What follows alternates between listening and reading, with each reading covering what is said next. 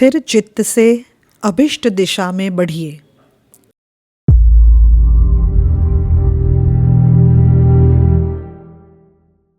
कहावत है कि काम काम को सिखाता है। इसमें जरा भी असत्य नहीं है कि काम काम में कुशल बना देता है, किंतु क्या वह आदमी भी कुशल हो सकता है जो आज तो एक अध्यापक का काम करता है, कल मशीनों के कारखानों में चला गया, कुछ दिनों किसी कार्यालय में नौकरी की और फिर कोई छोटा मोटा व्यवसाय ले बैठा। आज कपड़ा बेच रहा है तो कल बिसात खाना खोल दिया। आशय यह है कि जो व्यक्ति लाभ के लोभ, परेशानी से बचने, देखा देखी अथवा अपनी अस्थिर वृत्ति के कारण जब तब अपना व्यवसाय अथवा काम बदलता रहता है, क्या वह कभी कुशल कार्यकर्ता एवं निपुण व्यवसायी हो सकता है? नहीं, कभी नहीं। यदि ऐसा संभव होता तो एक आदमी न जाने कितने कामों का गुरु बन सकता, किंतु ऐसा होता कभी नहीं। कोई कोई आदमी किसी एक ही काम में पूरे दक्ष पाए जाते हैं, बाकी कुछ न कुछ काम तो सभी करते रहते हैं, किंतु किसी काम के परिपक्व कर्ता नहीं बन पाते। काम काम को सिखाता है वाली कहावत तब चरितार्थ होती है जब कोई व्यक्ति किसी एक काम को पकड़ लेता है और पूरे मनोयोग से, एक निष्ठा से निरंतर करता रहता है।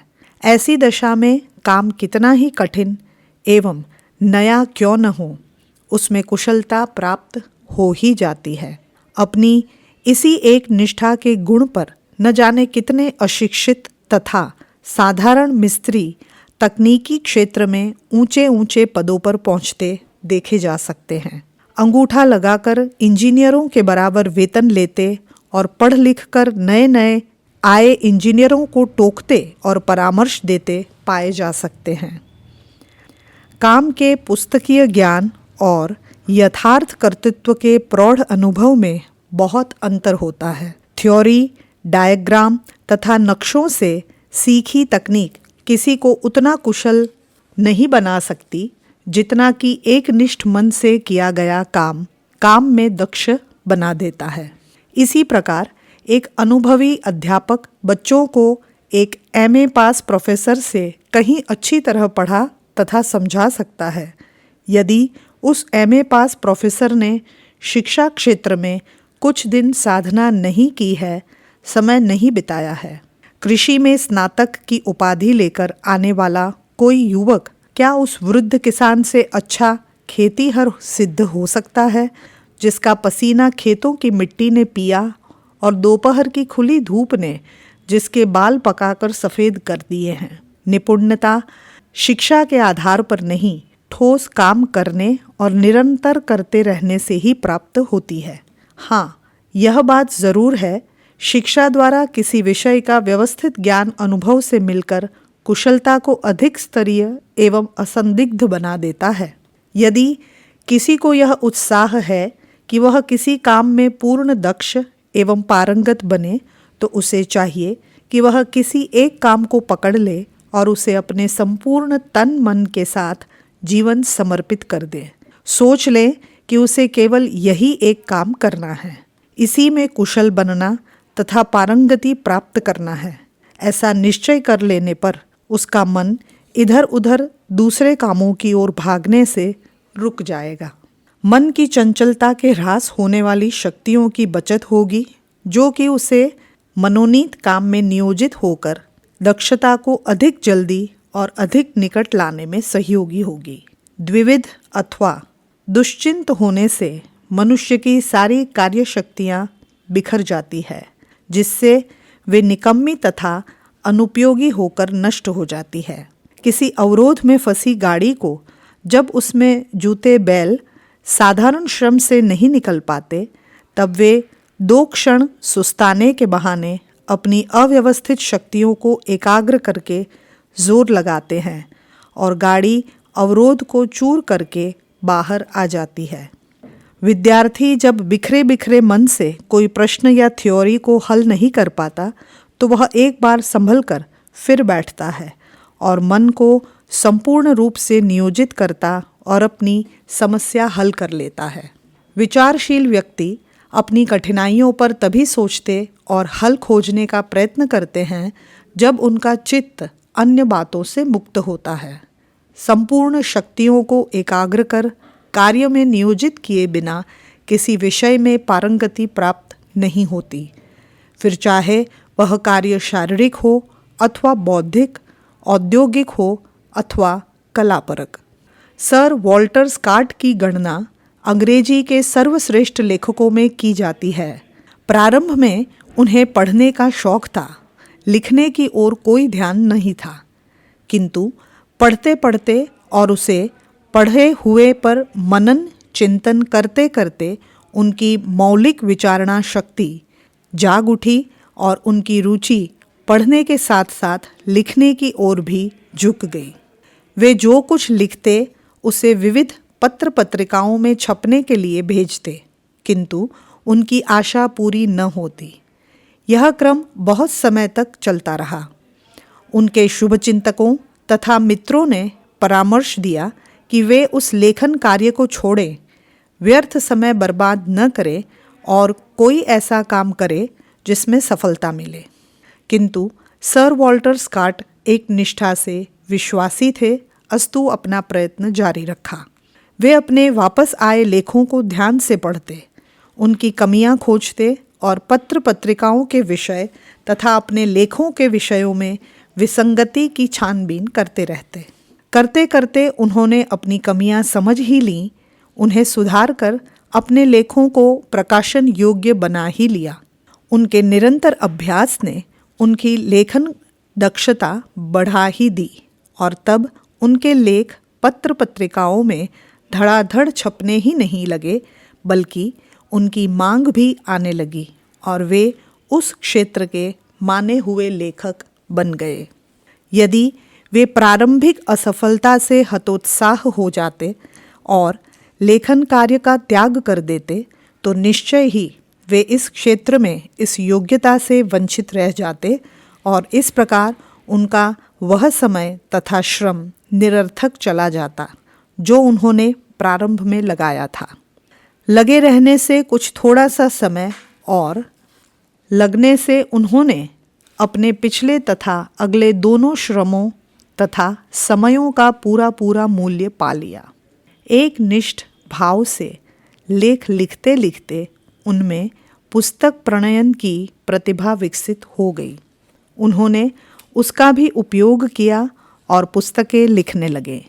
पुस्तकों के प्रकाशन में फिर वही कठिनाई सामने आई।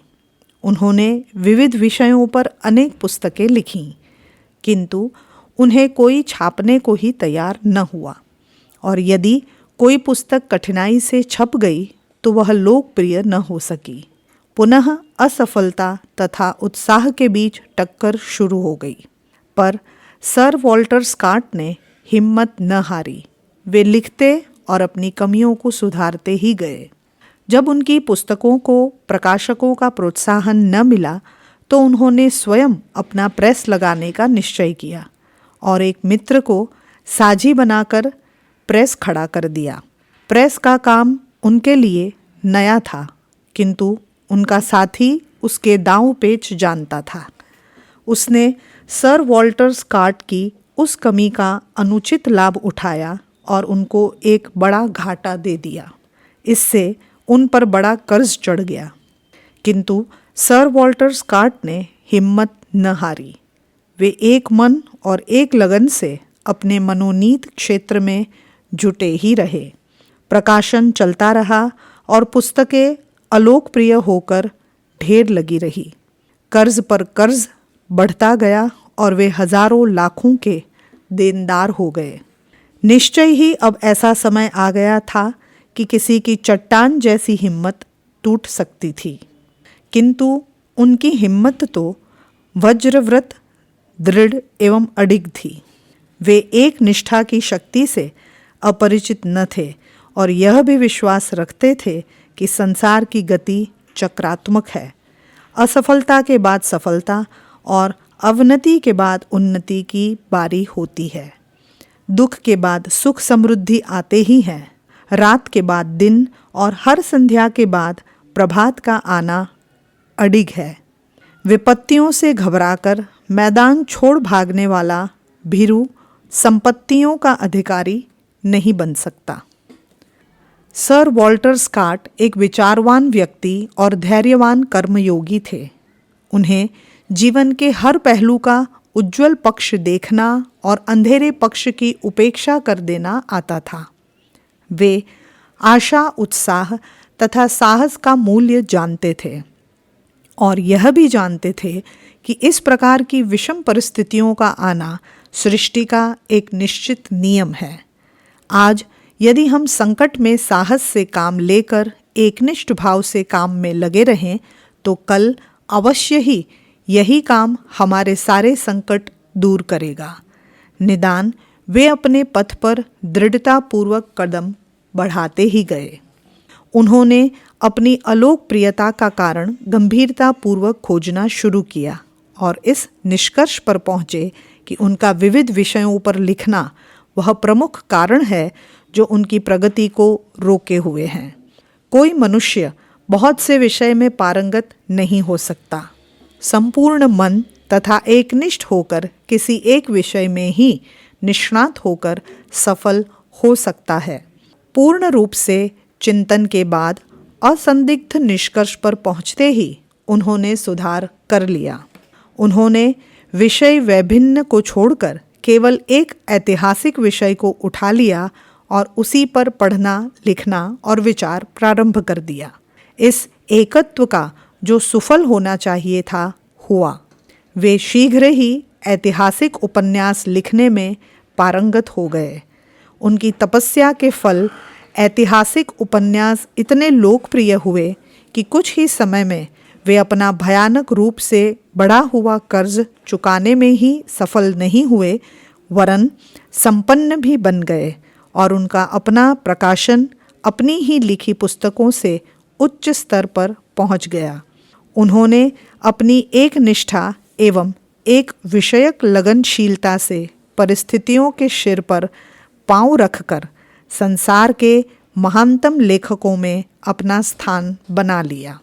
यदि सर वॉल्टर स्कॉट बिखरी लगन वाले अस्थिर चित्त व्यक्ति होते तो क्या वे इस महान सफलता के अधिकारी बन सकते थे? यदि वे अपना लेखन कार्य छोड़कर व्यवसाय और व्यवसाय छोड़कर नौकरी की ओर दौड़ते रहते तो कौन कह सकता है कि उन्होंने जीवन में किसी ऐसी असफलता का मुंह न देखना पड़ता जो मनुष्य को पूर्ण रूप से निराश एवं हतोत्साह कर देती है।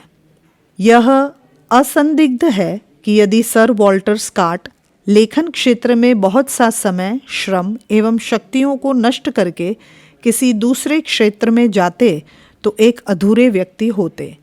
उनकी बची तथा थकी हुई शक्तियाँ उन्हें दूसरे क्षेत्र में भी आगे बढ़ने में सहायक न हो पाती। एक बार असफलता से घबराकर भाग खड़ा होने वाला व्यक्ति दूसरी बार असफलता से टक्कर ले सकता है, इसकी गारंटी नहीं हो सकती। मैदान छोड़कर एक बार भागे हुए सिपाही का साहस संदिग्ध होता है, वह दोबारा भी भाग सकता है, यह बात बलपूर्वक कही जा सकती है। संसार का कोई भी क्षेत्र ऐसा नहीं है जहाँ का अभियान असफलता से निरापद हो। असफलता एवं सफलता का जोड़ा हर क्षेत्र तथा हर काम में साथ साथ विचरण किया करता है। तब अपने उस पहले क्षेत्र से भागने का कोई अर्थ समझ में नहीं आता जिसका आपको बहुत कुछ अनुभव प्राप्त हो चुका है, जिसकी ऊंच नीच से आप काफ़ी परिचित हो चुके हैं और जिसमें थोड़ा सा और धैर्य, साहस तथा श्रम व समय आपको सफलता की संभावना ला सकता है।